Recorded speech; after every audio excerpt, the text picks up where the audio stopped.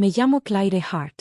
Vivo en Estados Unidos, en una pequeña ciudad cerca de Boston, en una casa azul con una puerta blanca y un porche que se hunde un poco cuando llueve. Antes pensaba que ese porche significaba seguridad, como la tapa de una caja que mantenía afuera las tormentas. La noche del accidente, el aire olía a llanta caliente y azúcar quemada. Un conductor se pasó la luz roja en Commonwealth Avenue y mi pequeño carro gris giró como una moneda. El mundo dio vueltas y vueltas hasta quedar en seco. Las sirenas llegaron rápido. Una mano encontró la mía a través de la ventana rota, cálida y firme. «¿Estás bien?», me dijo una mujer. «Quédate conmigo». Apreté esa voz como si fuera una cuerda tendida sobre un río. En el hospital, las luces brillantes dibujaban líneas duras en el techo. Me latía la cabeza al ritmo de las máquinas. Una enfermera con trenzas bien hechas y ojos amables me dijo que se llamaba Grace. Me acomodó una cobija y susurró: «Estás a salvo, Claire». Un doctor joven llamado Isen presionó mis costillas y me pidió seguir su dedo con los ojos. Dijo lo que yo necesitaba escuchar: sin daño en la columna, sin cirugía, solo una muñeca rota, costillas magulladas, una ligera conmoción y descanso. Asentí, intentando creerle. Cuando la habitación se quedó en silencio, pedí mi teléfono. Quería voces suaves, manos cálidas. Quería que mis papás me dijeran: «Ya vamos para allá». Pero no estaban en Estados Unidos. Estaban en Europa, en Venecia, publicando fotos de lanchas brillantes, puentes de piedra y copas de vino claro. Cuando contestaron en el hotel, escuché agua y risas. «Mamá», dije. «Papá, tuve un accidente de carro. Estoy en St. Agnes, en Boston. ¿Pueden?» «Ay, Claire», dijo mi madre, con un tono ligero, como si hubiera pisado el ruedo de su vestido. «Deja de ser dramática. Actúas como si estuvieras en una película barata». «Una película barata», dijo, mientras yo estaba bajo una luz blanca con sangre seca en la manga. Miré el techo. Una grieta delgada lo atravesaba como un río en la piedra. Mi padre tomó el teléfono y suspiró. Ese suspiro que hace cuando un mesero se tarda o una cuenta le parece mal. «Claire», dijo, «tienes 30, no 13. Estamos en Venecia. No nos arruines el viaje con tus tormentas». La llamada terminó como puerta que se cierra. Afuera murmuraban camiones en la calle. Grace revisó mi expediente y preguntó si necesitaba algo. «Solo agua», respondí. Cuando se fue, dejé que el silencio me envolviera. No era el silencio ruidoso de una pelea, sino un espacio frío y limpio en el que nunca había entrado. Un cuarto que siempre había estado en mí. Ahí podía escuchar mi propia voz sin la de ellos encima. Me dolía el pecho, pero dentro de ese dolor había una especie de luz. Miré mi teléfono, con su larga fila de mensajes de años de guardar la paz, de mandar dinero, de suavizar días ásperos con transferencias rápidas y palabras tiernas. Ellos habían puesto mi nombre en sus tarjetas y cuentas para verse bien en el banco. Me habían dicho que el dinero era amor y luego usaron el amor como correa. Yo sabía qué puertas abría mi nombre, qué números llevaban a dónde. También sabía dónde estaban las líneas, las que dibuja un abogado en una hoja. Respiré hondo y entré en ese cuarto frío y claro dentro de mí. Hice una llamada, y después de eso sus cuentas quedaron vacías. No escribiré cómo. Solo diré esto: no robé. Retiré lo que llevaba mi nombre y lo que había puesto durante años en que ellos llamaban deber a la ayuda y amor a la obligación. Lo que se movió de una pantalla a otra no fue un truco. Fue una puerta de la cual yo tenía la llave. Moví el dinero con mano firme, no por rabia, sino por un nuevo tipo de orden. Un balance puede decir la verdad que las palabras no sostienen. Cuando terminé, dejé el teléfono. Vi el polvo flotar en el rayo de luz bajo la cortina. Sentí mi corazón hacerse lento. Siguieron llamando. Primero mi madre, luego mi padre, después los dos a la vez desde un número desconocido. ¿Por qué está vacía nuestra cuenta?, gritó mi padre. Escuché el agua golpear la piedra y el temblor en su voz cuando un plan se cae. «Claire, ¿qué hiciste? ¿Crees que esto es gracioso? Esto es cruel», se metió mi madre, su voz chillona y aguda. «Estamos en Venecia. Todos nos ven». La tarjeta fue rechazada en la cena. Los escuché echarse culpas hasta que puse el teléfono al oído y hablé con una voz que reconocí pero jamás les había usado. «Ustedes me enseñaron que quien paga es quien habla. Ya terminé de comprar silencio. Ya terminé de comprar amor. Estoy herida y me llamaron broma. Ellos gritaron encima de mí, más fuerte y más fuerte, como si el volumen pudiera devolver el tiempo. Los dejé acabar. Estarán bien, dije. Vendan el reloj que no usan. Vendan la bolsa que no cargan. Pregúntense qué es el amor cuando no pasa por una tarjeta. La línea se quedó muda un segundo largo. Después mi padre pronunció mi nombre a la vieja manera, suave en las orillas, como cuando yo tenía 5 y era valiente. Estuve a punto de responder. Casi. Grace volvió con mi agua y una almohada extra. Me miró sin hacer preguntas pesadas. ¿Nivel de dolor? Preguntó. 6, contesté. Me puso una bolsa fría en las costillas y me pidió respirar como olas. Cuando se fue, abrí la app de notas y escribí 3 líneas. Descansa. Di la verdad aunque duela. Mantén la puerta cerrada. Afuera, pasó una sirena y se desvaneció. Adentro, las máquinas parpadeaban en verde. Toqué la férula en mi muñeca y pensé en mi casa azul y su puerta blanca atascada. Pensé en ese porche bajo la lluvia y en cómo nunca había detenido una tormenta real. No lloré. Las lágrimas me parecían demasiado pequeñas para la forma de esa noche. Conté lo que era mío, mi respiración, mi cuerpo, el silencio dentro de mí, los $, en una cuenta solo a mi nombre, el derecho de decidir lo que sigue. Conté a la gente que fue amable sin pedirme recibo, Grace con la cobija, Isen con sus manos cuidadosas, la mujer que sostuvo mis dedos en la ventana. Me prometí pagar esa bondad hacia adelante. No con gestos grandes, sino con firmes, tan firmes como una cerradura girando. Puse el teléfono en silencio. Cerré los ojos. La mañana llegó con luz suave y el sonido de carritos en el pasillo. Un aroma de café se coló. Miré la grieta en el techo y ya no vi un río, sino un camino. No llevaba a Venecia ni a esa familia que había intentado comprar por años. Llevaba lejos de la súplica, lejos del miedo, hacia algo pequeño y honesto. No conocía todavía todo el mapa. Solo sabía esto, lo caminaría. Y por primera vez, creí que mis propios pies en tierra americana serían suficientes. Al día siguiente, el café del hospital sabía a cartón y esperanza. Sostuve el vaso de papel caliente en mi mano izquierda porque la derecha seguía rígida en la férula, y vi una franja delgada de cielo entre 2 edificios de ladrillo. Ese azul parecía una pequeña promesa. Grace entró con la tablilla de presión, su gafete colgando de un listón. Me preguntó por el dolor y después, suavemente, por mi sueño. Le dije que los pitidos marcaban el tiempo mejor que cualquier reloj. Se rió y me contó que su hermano en Nueva York hacía hotcakes en un diner que abría antes del amanecer. Si alguna vez pasas por ahí, dijo, pide la orden chica y siéntate junto a la ventana. Se sintió bien hablar de cosas simples como hotcakes, ventanas y platos tibios. Se sintió como un lazo de vuelta al mundo. Mi teléfono se iluminó con el nombre de mi papá. Dejé sonar 1, 2 veces. Contesté al tercer timbrazo, porque no soy cruel aunque digan lo contrario. Su voz llegó baja, como un susurro en teatro. Claire, esto no tiene gracia. Cenamos en el Gran Canal. La tarjeta fue rechazada frente a todos.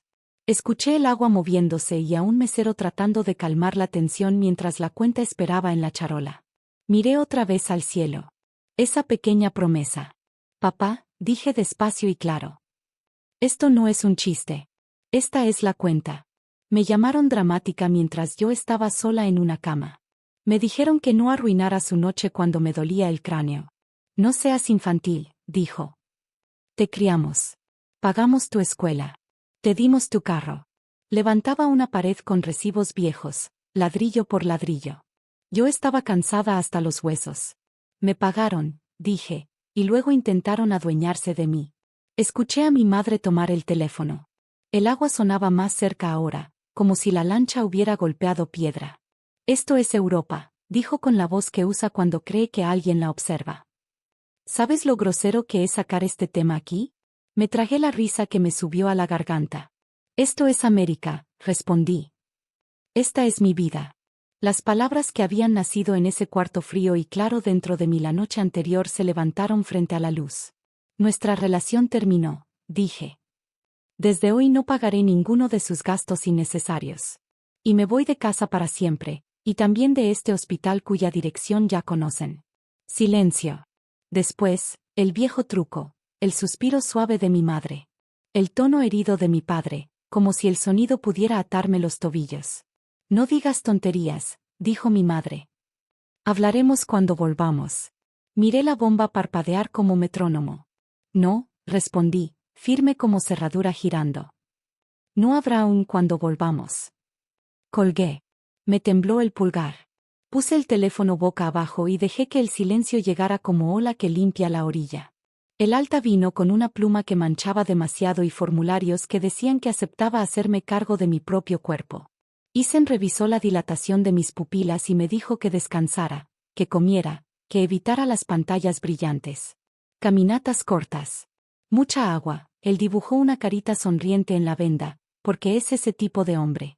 Grace deslizó la pulsera de mi muñeca como si fuera un listón, luego me apretó el hombro.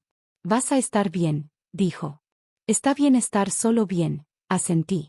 Firmé los papeles con mi mano adolorida y le di gracias al cuarto por mantenerme viva. Le agradecí a los pitidos, a las paredes, a la forma en que la luz de la mañana cruzó el piso. Tenía 42,000 pesos en una nueva cuenta, dinero que antes me habían presumido como promesa y como correa. Al ver ese número, no me sentí rica. Me sentí en equilibrio, como un estante finalmente nivelado. Solté el aire.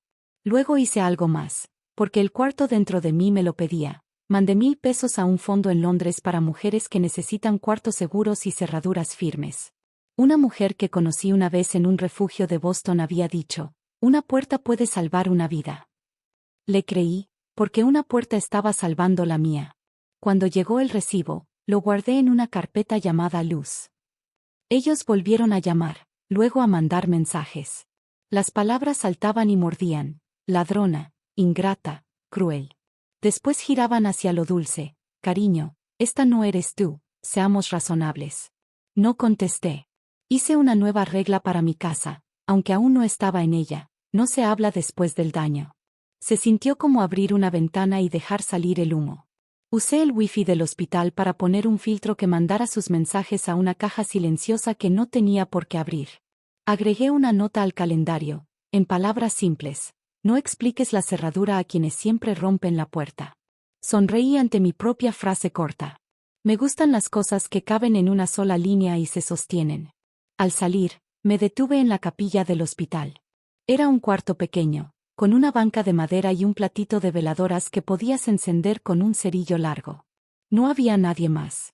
Me senté, no para rezar de forma solemne, sino para dejar que mi cuerpo fuera quieto un minuto.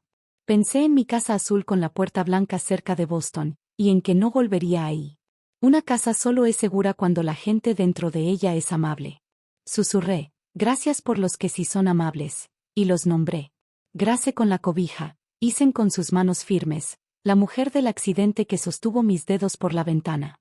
Me levanté, encendí una vela y salí. Tomé un carro de aplicación hacia un motel sencillo al otro lado de la ciudad, pagué en efectivo y pedí un cuarto en el segundo piso. El recepcionista deslizó una tarjeta de llave por el mostrador y me deseó buen día con voz cansada pero cordial. En el cuarto, cerré la puerta y pasé el seguro, luego lo giré otra vez, como un ritual. La colcha tenía un estampado chillón. La lámpara parpadeó una vez antes de estabilizarse, y el aire acondicionado zumbaba como un animal tranquilo. Puse mi bolsa sobre la silla. Miré al espejo y vi a una mujer con moretones como nubes desvanecidas y unos ojos que no apartaban la vista. Abrí mi laptop y escribí una carta corta para que la revisara un abogado de un pueblito. Decía: no voy a pagar los viajes, tarjetas ni cuentas de mis padres. No usen mi nombre para cuentas compartidas. No vengan a mi puerta. No llamen a mi trabajo. Todo contacto futuro debe ser por carta y solo por asuntos legales. Adjunté la carta a un correo con el asunto límite.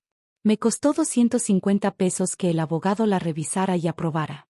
Cuando contestó, clara y suficiente, sentí que algo en mi pecho se aflojaba. La noche llegó con lluvia que golpeaba la ventana. Comí un sándwich en mordidas lentas y guardé el recibo en una nueva carpeta llamada casa, porque había decidido que tendría una y quería que la historia de cómo la construí tuviera columna vertebral. Escribí números en una hoja: renta alcanzable, dinero para comida, para luz, dólares para el camión. Escribí, sin deudas que temer, y dibujé un pequeño cuadro alrededor.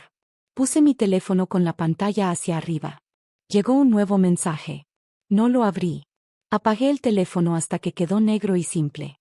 Luego me recosté, puse una bolsa fría en mis costillas y escuché la lluvia. Imaginé una puerta mía, una llave que no temblara en mi mano, un porche con solo los zapatos de la gente que me desea bien. Imaginé la luz de la mañana en un piso de cocina y un cuaderno de cuentas que dijera una verdad limpia. Imaginé a Estados Unidos ancho y posible, y a Europa lejos, no como escenario, sino como un lugar en el mapa que no necesitaba agradar. Cerré los ojos y dejé que el sueño llegara, no como caída, sino como un paso al otro lado de un umbral que yo elegí. Salí de St. Agnes con una bolsa de tela y un mapa que solo había dibujado en mi mente. No volví a la Casa Azul con la puerta blanca. Esa dirección me parecía un museo de escenas viejas. Cenas servidas como funciones de teatro. Miradas silenciosas que cortaban más que palabras. El crujido de una mirada que siempre me recordaba que no estaba sola. La central de autobuses olía a café molido y abrigos mojados. Compré un boleto en efectivo, guardé el cambio, billetes de 1 y de 5, en mi bolsillo, y le pregunté al taquillero de qué lado del camión había mejor vista. Del lado izquierdo, si le gustan los ríos, me dijo. Elegí la izquierda. El camión zumbó por las orillas de Boston, pasando por bodegas y ladrillo rojo, y luego el mundo se abrió en árboles, espectaculares y el brillo del agua acompañándonos. Providence pasó de un parpadeo, luego New Haven, luego el tramo gris y largo cerca de Stamford, donde el cielo parecía lo bastante bajo. Como para tocarlo. Me presioné la muñeca vendada contra el pecho y dormí como piedra rodando cuesta abajo. Nueva York se levantó como siempre lo hace, de golpe, toda de una vez. Me bajé en Port Authority y sentí el pulso de la ciudad empujarme. Mantuve mi teléfono apagado. Mis pasos, pequeños y claros. El siguiente hospital estaba a un mundo del primero, aunque se alzaba en la misma tierra americana. Rostros nuevos, una recepcionista nueva que me llamó Ann. Un pasillo distinto, con el mismo olor tenue a cloro y limón. Entregué mi identificación y la tarjeta del seguro, y sentí el clic de ser una persona con un nombre que ahí no significaba nada. Un doctor tranquilo, también llamado Eisen, como una broma del universo, revisó mis pupilas y los puntos sensibles de mis costillas. Está sanando, dijo. Eso es trabajo. Es lento, aburrido y real. Su tono era amable, sin grandezas. Me dejé descansar en esa bondad sencilla. Y al amanecer, quise una manzana más que venganza. Cuando pude sentarme sin ver estrellitas, abrí mi laptop y hice una lista. Pero la escribí en oraciones, no con viñetas, para que se sintiera vida y no tarea. Decidí que encontraría un pueblo pequeño donde la renta no fuera un mal chiste. Una casita con una cerradura que respondiera a mi mano y un pedazo de pasto que no respondiera a nadie. Encontraría un trabajo que pagara lo suficiente para dormir sin miedo y amigos que no llevaran la cuenta en una libreta invisible. El mundo me estudiaba más que las pastillas. Miré un mapa y probé ciudades como abrigos en una tienda de segunda. Albany primero, porque los trenes son fáciles. Luego un pueblo más tranquilo, río arriba, donde los techos son inclinados y los inviernos duros, pero los veranos dulces y verdes. La foto mostraba porches con pintura descarapelada y una calle principal con una panadería cuyo letrero tenía forma de hogaza. Me dije que ahí el desayuno pertenecía a la mañana, no al pasado. El anuncio que me atrapó era de una casita de 2 recámaras, con una cerca recargada como hombre cansado y una ventana de cocina mirando a un maple. La renta era de $1,200 al mes. Corrí los números en voz alta porque decirlos los hacía reales. $1,200 de renta, tal vez $140 de calefacción si mantenía el termostato bajo, $60 para un celular básico, $100 en comida si cocinaba más de lo que quería, $30 para el camión hasta poder comprarme algo con llantas, y un colchón que tendría que ser pequeño al principio. Podía funcionar si conseguía trabajo estable en 6 semanas. Le mandé un correo a la dueña, una mujer llamada Sofía que enseñaba historia en la prepa. Y luego le hablé, porque quería que escuchara mi voz y la parte de ella que se mantiene firme bajo presión. Le gustó que preguntara por el día de la basura y si la puerta trasera se atoraba cuando llovía. Se atora, dijo. Pero es leal. Las dos reímos, y después dijo que la casa sería mía si llevaba el primer mes, el último y un pequeño depósito, $2,900 en total. Transferí el dinero desde la cuenta que solo tenía mi nombre y vi como el número bajaba de 42,000 pesos a 39,100 pesos. Ese cambio se sintió como abrir una caja fuerte y encontrar aire, como entrar a un cuarto y descubrir que el apagador sí funciona. Mi primera tarde en el pueblo caminé las pocas cuadras de la calle principal y dejé que el ritmo del lugar se presentara. Había una oficina de correos con una bandera ondeando en el viento, una ferretería que olía a metal y aceite, y una panadería con una campanita en la puerta. Entré por pan y salí con trabajo. El dueño, un hombre robusto llamado Ben, con harina en las mangas, me preguntó cuánto tiempo llevaba horneando. Le dije la verdad, lo suficiente para saber que doblar la masa puede callar una mente ruidosa. Me deslizó una charola de croissants y me pidió que le mostrara cómo fermentaría la siguiente tanda. Lo hice sin pensar, mis manos moviéndose por un camino que habían recorrido desde noches universitarias y hornos descompuestos. Doblas como si lo sintieras de verdad, dijo, y escribió 18 pesos la hora en un formulario de contratación con la promesa de más después de 3 meses. Le estreché la mano. Estaba tibia y polvoreada de azúcar. Sofía me recibió en la casa, que olía ligeramente a limpiador de limón y a pino viejo. Caminamos juntas, señalando los lugares donde la pintura necesitaba una segunda mano y el punto estrecho en la escalera donde había que levantar el talón con cuidado. Me mostró el sótano, la caja de fusibles, el estante donde otros inquilinos habían dejado cosas útiles, un martillo, media caja de clavos, un rollo de cinta de pintor, y el fantasma terco de una etiqueta que alguna vez decía llaves de repuesto. Le pregunté por los vecinos y ella sonrió. Saludan con la mano, dijo. ¿Tú saludas? Yo saludo, contesté. Nos sentamos en el escalón de atrás y me contó que había crecido en el pueblo de al lado, que ella y su esposa Ana venían en verano a revisar las canaletas, que el arce se ponía de un rojo tan brillante en octubre que la gente se detenía a tomar fotos. Firmé el contrato de arrendamiento con mi mano cuidadosa. La pluma rascó, y ese rasguño sonó como una página volteándose. El primer turno temprano en la panadería metió al pueblo en mis huesos. Me levanté a las 4, bebí agua en la cocina oscura y caminé bajo un cielo color pizarra.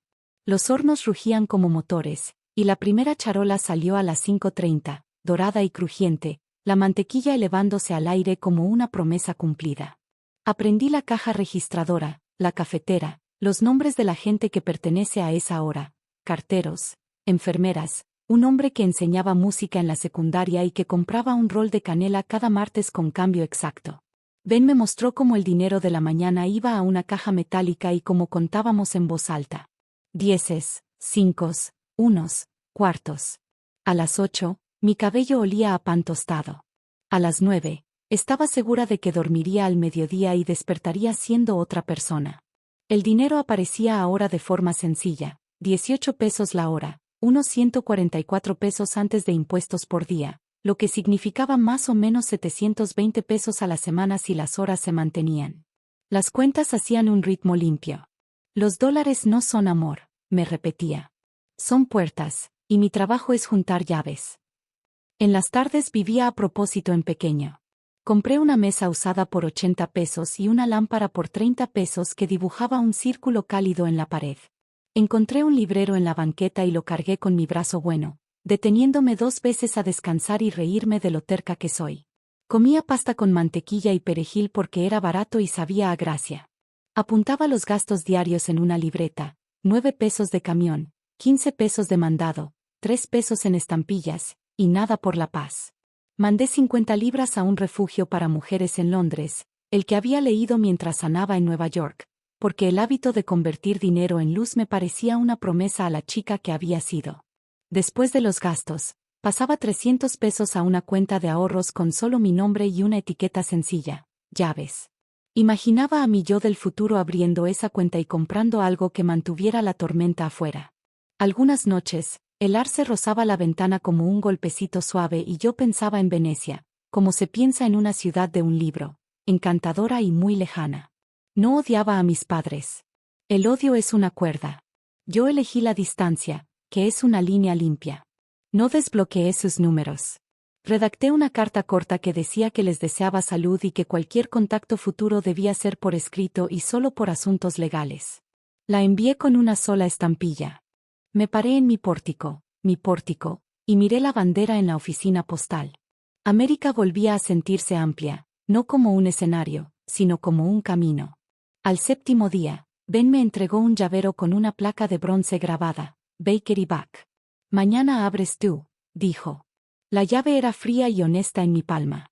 La guardé en mi bolsillo junto a un billete doblado de 5 y mi pase del camión, y sentí el peso de un pequeño futuro. En el camino a casa, pasé por la ferretería y compré un nuevo cerrojo para la puerta trasera de mi casa, $1.99, que anoté sin titubear. Esa noche extendí las instrucciones en el piso de la cocina, puse los tornillos en fila y convertí metal en seguridad con mis propias manos cansadas. Cuando el cerrojo encajó por primera vez, el sonido fue todo un capítulo. Ordinario, final y mío. Mi nueva casa huele a jabón de limón y pan caliente. La puerta blanca se atora cuando llueve, pero la cerradura responde a mi mano. Pinté la sala de un gris suave y puse un sillón azul de segunda mano bajo la ventana. Compré una mesita de roble por $80 y una lámpara como un sol pequeño por $30. Encontré un librero en la banqueta y lo cargué a casa con mi brazo bueno y mi terquedad. La primera noche comí un plato de pasta en la mesa y lloré porque la única voz en la habitación era la mía. Conservé mi número de teléfono, pero no encendí el timbre. Mandé un último mensaje a mis padres que decía: les deseo gracia y una vida que no me necesite como cartera. No llamaré. No vengan a mi puerta. No la abriré. Y ya. Limpio y corto. Pagué $250 a un abogado del pueblo para revisarlo. Él asintió y dijo: estás libre. En la panadería conocí otras vidas pequeñas que se sentían grandes de cerca.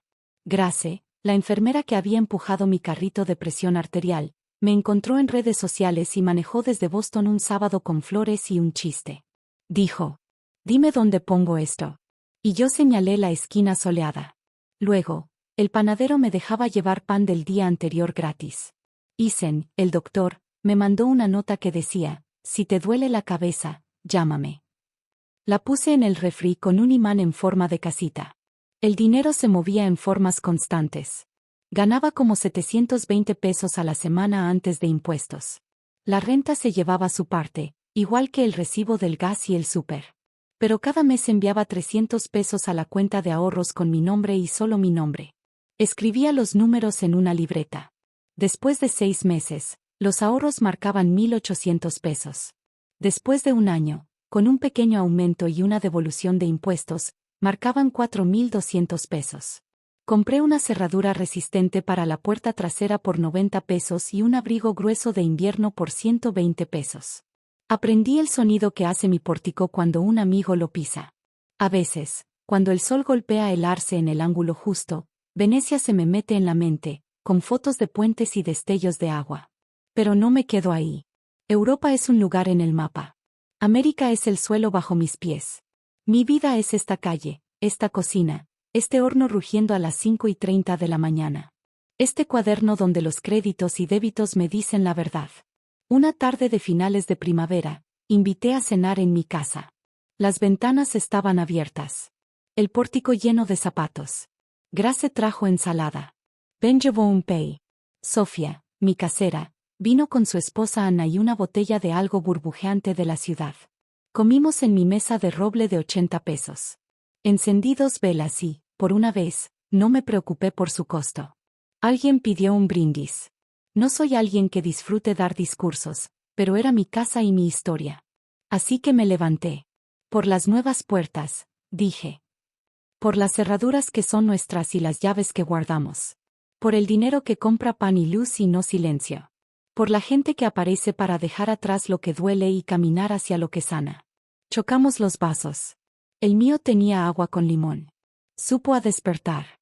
Más tarde, sola, saqué mi cuaderno y escribí una línea al final de la página: no soy una cuenta que alguien paga. Soy una mujer que se paga su propio camino. Pensé en la cama del hospital, en el pitido, en la grieta del techo como un río delgado. Pensé en el teléfono pesado en mi mano y mi voz firme en mi boca. Salí al pórtico, miré mi calle pequeña en América y dejé que la noche se asentara. En algún lugar lejano, el agua tocaba piedra bajo una luna extranjera. Aquí, las hojas del arce se agitaban en un viento suave, y dentro de mi casita, la lámpara, como un sol, Me esperaba para apagarla. Cerré la puerta detrás de mí, pasé el cerrojo y dormí sin miedo de nada.